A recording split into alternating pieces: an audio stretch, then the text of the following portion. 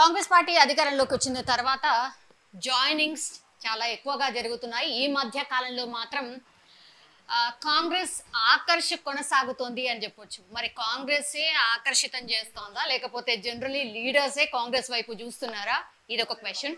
And ఇప్పుడు నేను పరిచయం చేసే వ్యక్తి ఎవరైతే ఉన్నారో, యాక్చువల్లీ పరిచయం అక్కర్లేనటువంటి పేరు తీగల కృష్ణారెడ్డి సార్. మీకు అందరికీ తెలుసు, ఎప్పటి నుంచో రాజకీయాల నుంచి ఉన్నారు. Telugu Desam party, then BRS, now into the Congress. ఒక్కసారి సార్తో మాట్లాడే ప్రయత్నం చేద్దాం. కానీ ఈ రోజు సార్ని చూసిన తర్వాత ఒకటే అనిపించింది, if I'm not wrong 74 years సార్కి, but he is so young and dynamic. నేను ఎప్పటి నుంచి చిన్నప్పటి నుంచి చూసినో అట్లనే ఉన్నారు సార్. భలే గమ్మత్ అనిపించింది. సార్తో కొద్దిసేపు మాట్లాడే ప్రయత్నం చేద్దాం. సార్ నమస్తే సార్. సార్ కరెక్టే చెప్పినా సార్? 74 ఏళ్ళే కదా? 100%. ఎస్ సార్, దాంట్లో ఏం అనుమానం లేదు సార్. ఈరోజు నేను కానీ జిల్లా పరిషత్ చైర్మన్ డాక్టర్ అనిత కానీ కాంగ్రెస్ పార్టీలో చేరడం ప్రధాన కారణం, త్యాగాలు చేసి ఆనాడు ఇందిరాగాంధీ కానివ్వండి, సంజయ్ గాంధీ గారు కానివ్వండి, త్యాగాల ఫ్యామిలీ ఈ దేశం కోసం బలిదానం అయిపోయినారు వాళ్ళు. మా ఫాదర్స్ కానీ ఫోర్త్ ఫాదర్స్ కానీ అందరూ కూడా కాంగ్రెస్లో ఉండేవారు. నేను టీడీపీ పార్టీ ఎన్టీ రామారావు వచ్చిన తర్వాత 1982లో మార్చి 27 చేయగలిగినాయి. 18 సంవత్సరాలు సుదీర్ఘంగా పార్టీలో కొనసాగినాను. 18 years జిల్లా పార్టీ అధ్యక్షుడిగా, ఒక మేయర్గా, ఒక ఎమ్మెల్యేగా. ఆ తర్వాత ముఖ్యమంత్రి కేసీఆర్ గారు పిలుపు మేరకు మేమందరం వచ్చాం. నాకు సొంత పనులు ఏమి లేవు, సొంత పైరవులు లేవు, సొంత కాంట్రాక్ట్లు ఏమి లేవు. నాకు విద్యా సమస్యలు ఉన్నాయి. ఆ విద్యా సమస్యలతో మా పిల్లలు చూసుకుంటూ ఉంటారు. అయితే కొంతమంది ఇప్పుడు అడగడం, మేము సుదీర్ఘమైన రాజకీయం, ఈరోజు రాజకీయాలు రాలేదు. నేను అనుకుంటే బహుశా నా వయసు ఉన్న వాళ్ళు ఇప్పుడు ఎవరు లేరు రాజకీయాలలో అన్ని సంవత్సరాలుగా. అయితే నాకు అనిపించింది, మేము అనుకున్నాం కాంగ్రెస్ పార్టీ మొదటి నుంచి మనం ఉన్న వాళ్ళం కదా, ఒకసారి రేవంత్ రెడ్డి గారిని, గౌరవ ముఖ్యమంత్రి గారిని కలిసి తప్పకుండా మీరు చేయండి, సముచిత స్థానం ఉంటుంది, మీకు గౌరవం ఉంటుంది, పెద్ద మనుషులు మీరు కావాలి, హైదరాబాద్ రంగారెడ్డిలో అన్నప్పుడు చేయండి. మేమేం పార్టీలో అధికారం కోసమో, అధికార దాహం కోసమో, డబ్బుల గురించో, ప్రాపర్టీల గురించో మా ఫ్యామిలీకి ఎప్పుడూ లేదు. ఆనాడు ఎన్టీ రామారావు గారు కానీ, చంద్రబాబు నాయుడు గారి వాళ్ళ దగ్గర కూడా మనం, ఈవెన్ రాజశేఖర రెడ్డి దగ్గర కూడా నేను 4 సంవత్సరాలు పనిచేశాను ఆయన ముఖ్యమంత్రిగా ఉన్నప్పుడు. ఈ హైదరాబాద్ నగరాన్ని ఇంత సుందరంగా ఉంది, ప్రధాన కారణం నా పాత్ర ఉంది. అప్పుడు హైదరాబాద్, హుస్సేన్ సాగర్, సికింద్రాబాద్ మాత్రమే ఉండేది. కానీ సైబరాబాద్ సిటీ తీసుకొచ్చాం మేము, పెద్ద సిటీ వల్ల. నేను నిజంగా చెప్పాలంటే తెలంగాణకు అదొక ఆనుముత్యం. ఆ రోజు ఐటీ కానీ, క్లీన్ అండ్ గ్రీన్ అవార్డు కానీ, ది బెస్ట్ సిటీ అవార్డు కానీ, ది బెస్ట్ టూరిజం అవార్డు కానీ, హుస్సేన్ సాగర్ ప్రక్షాళన కానీ అప్పటికి జరుగుతూ ఉన్నాయి. ఇవన్నీ ఇప్పుడు మస్తు చేంజ్ వచ్చేసింది సార్. ఇంకా కావాల్సిన అవసరం ఉందనే ఉద్దేశంతోనే ఈరోజు నేను మన ముఖ్యమంత్రి రేవంత్ రెడ్డితో కలవడం. వారు కూడా హైదరాబాద్ నగర్ మీద ఫోకస్ పెట్టి అప్పుడే ఇంచుమించుగా 1000 కోట్ల రూపాయలు ఇవ్వడం, మూసి ప్రక్షాళన పెట్టాడు. కాకనే మేము అందరూ అనిపించింది నాకు, ఎస్ చేస్తాడు అనే నమ్మకంతో వాటిలో చేరి వారి అడుగుజాడలు నడిచి తప్పకుండా ఈ రాష్ట్రానికి, ఈ హైదరాబాద్, సికింద్రాబాద్, అదేవిధంగా రంగారెడ్డి జిల్లాలో ఉన్నటువంటి అన్నిటి కూడా సమస్యలు పరిష్కారం చేసుకొని ప్రజాసేవకు వెళ్తుంది, అంతే తప్ప మా సేవకు వెళ్ళాల్సిన అవసరం లేదు. సార్ పాత దోస్తాని వాళ్ళు వచ్చిరా సార్? ఎట్లా? కాక నమస్తే. పాత దోస్తానంటే మేమంతా కలిసి పనిచేసాం, నచ్చింది. అప్పుడు కూడా మేము ఇద్దరం కలిసి పనిచేసి ముందుకు పోయినాం. ఇప్పుడు కూడా కలిసే పనిచేద్దామని వచ్చాం. ఆ విధంగా ముందుకు సాగుతాం, అంతే తప్ప వేరే ఉద్దేశం లేదు. అంతేనా sir? Yeah sir, Congress party ఈ మధ్య కాలంలో అంటే అధికారంలోకి రాగానే ఇట్లా పార్టీలు జంప్ చేసుడేంది అంటే, ముందేమో అటు ఉంటారు, దాని తర్వాత అధికారం ఎటువైపు వస్తే అటువైపు జాయినింగ్, ఇది తప్పు కదా సార్? ప్రజాసేవలో ఉండేటప్పుడు ఏ పార్టీ ఉన్నా కూడా అధికార పార్టీ ఉంటే ప్రజలకు సేవ చేస్తుంది, అంతే తప్ప ఏదో ప్రాపర్టీలు ఉంచుకోవడం చేయడం అని మా వంట ఇంటా లేదు, మాకు ఎప్పుడూ లేదు. నేను ఏ పార్టీ ఉన్నా పేరు తెచ్చుకున్నా తప్ప ఏం సంపాదించుకోలేదు. మా నాయన సంపాదించే మాకు ఇచ్చిపోయాడు, అదే దాంతోనే కంటిన్యూ అవుతున్నాం. అదే ఏమీ లేదు. తప్పకుండా తెలంగాణలో అందరితో కలిసి ఉన్నటువంటి ముఖ్యమంత్రి గారి సారథ్యంలో తెలంగాణలో నా వంతు పాత్రగా ముందుకు తీసుకోవడానికి నేను ప్రయత్నం చేస్తాను. సార్ ఇప్పుడు సబిత గారికి టికెట్ ఇచ్చారు, మీరు నిరాశలు ఉండే కాబట్టి ఇప్పుడు ఆ పార్టీ కథం అయిపోయింది కాబట్టి ఇప్పుడు ఇటు వచ్చిర్రు, ఇట్లా రకరకాలు మాట్లాడతారు కదా సార్. మాటలు మాట్లాడే సబితా ఇంద్రారెడ్డి గారు మేము దగ్గర నుండి గెలిపించాం, మేము ముగ్గురం, దాంట్లో ఏం అనుమానం లేదు. పైసలు లేనిది కష్టమే కదా సార్ ఇప్పుడు. అంతే కదా అంతే లేదు తప్పకుండా. నేను దాని లోతుగా ఉన్న తర్వాత మాట్లాడతాం, మళ్ళీ ఆ విషయాలు చాలా ఉన్నాయి మాట్లాడతాం తర్వాత. ఇప్పుడు నేను చేయనివ్వడం కారణం మా కాన్స్టిట్యున్సీ తెలంగాణలో రేవంత్ రెడ్డి గారితో నడవడానికి మేము సిద్ధంగా ఉన్నాం. సార్ పార్లమెంట్ ఎలక్షన్స్ కంటే ముందెందుకు, తర్వాత రావచ్చు కదా. పార్లమెంటుకు నేనేం పార్లమెంటుకు పోతాను అనుకుంటున్నారా? అనుమానం ఉందా నీకు?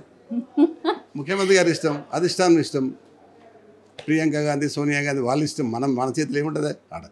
నేను అది కూడా అడగడం లేదు, అది కూడా చెప్తున్నాను నీకు. ఎందుకు మరి చెప్తున్నారు సార్, అంటే మీరు ఎక్కడనో పోటీ చేయబోతున్నారు అని కొంచెం ఎన్నో క్లూ అయితే ఇస్తున్నారు. ప్రజలు కోరుకోవడం చేస్తా, అధిష్టానం ఆదేశిస్తే చేస్తా.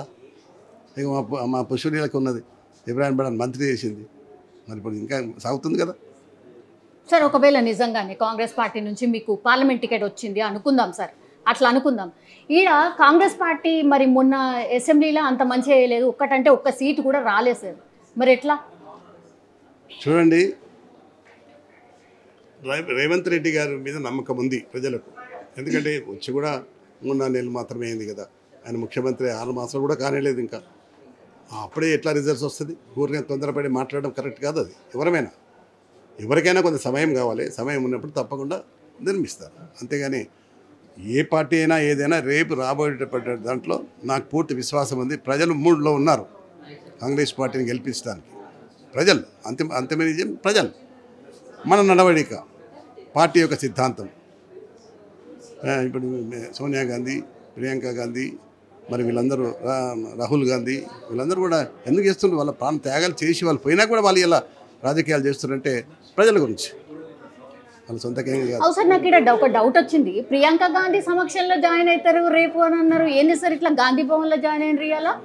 అంటే నాకు రేవంత్ రెడ్డి పీసీకి వచ్చి నన్ను ఇక్కడ చేరింగమని మళ్ళీ మళ్ళా కప్పుకున్నారు. ముందైతే ఫస్ట్ గాంధీ భవన్ పోమని చెప్పారు, ఆ విధంగా చేశారు ముఖ్యమంత్రి గారు ఆదేశం. ఓకే సార్, 17 నియోజకవర్గాలు ఉన్నాయి సార్ పార్లమెంట్లో. చలో ఒక నియోజకవర్గం వదిలేద్దాం సార్, 16 కౌంట్ చేద్దాం. 16లా సార్ కరెక్ట్ చెప్పాలి సార్, ఎన్ని వస్తాయి? నేను ఎప్పుడు అబద్ధం ఎన్ని వస్తాయి సార్, ఎన్ని వస్తాయి కాంగ్రెస్ పార్టీకి, ఎన్ని వస్తాయి? పార్లమెంట్ సీటు నాకు ఉన్న సమాచారంగా ఇవాళ 9 పార్లమెంట్ గెలుస్తుంది తెలంగాణలో. ఓకే, 100%. ఓకే, మీరు చూస్తారు కదా, 9 గెలుస్తారు. అచ్చా, ఓకే. మిగతాయి ఎంఐఎం ఉన్నది, వేరే పార్టీలు ఉన్నాయి కదా. ఎంఐఎంకి ఒకటి అనుకుందాం, ఎంఐఎం కొట్టిపోతుంది.